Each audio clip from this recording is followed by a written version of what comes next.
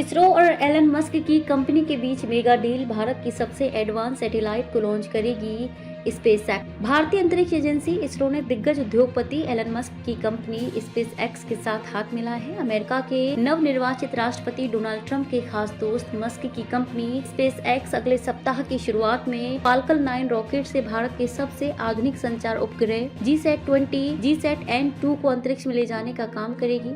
ये है डील के पीछे का कारण। भारतीय अंतरिक्ष अनुसंधान संगठन इसरो और स्पेस एक्स के बीच कई डील हुई हैं। GSAT-N2 को अमेरिका के केप कैनावेरल से लॉन्च किया जाएगा। ये 4700 किलोग्राम का उपग्रह भारतीय रॉकेटों के लिए बहुत भारी था, इसलिए इसे विदेशी वाणिज्यिक प्रक्षेपण के लिए भेजा गया। भारत का अपना रॉकेट द बाहुबली या लॉन्च व्हीकल मार्क 3 अधिकतम 4000 से 4100 किलोग्राम तक के वजन को अंतरिक्ष कक्षा में ले जा सकता है। भारत अब तक अपने भारी उपग्रहों को लॉन्च करने के लिए एरियन स्पेस पर निर्भर था, लेकिन वर्तमान में उसके पास कोई भी चालू रॉकेट नहीं है और भारत के पास एकमात्र विश्वसनीय विकल्प स्पेस एक्स के साथ जाना था। चीनी रॉकेट भारत के लिए अनुपयुक्त है और यूक्रेन में संघर्ष के कारण रूस वाणिज्यिक प्रक्षेपणों के लिए अपने रॉकेट पेश करने में सक्षम नहीं है। क्यों खास है GSAT-N2? इसरो ने 4700 किलोग्राम वजन वाले GSAT-N2 का निर्माण किया है तथा इसका मिशन जीवन 14 वर्ष है। ये विशुद्ध रूप से व्यावसायिक प्रक्षेपण है जिसका संचालन NSIL द्वारा किया जा रहा है। उपग्रह 32 उपयोगकर्ता बीम से सुसज्जित हैं, जिसमें पूर्वोत्तर क्षेत्र पर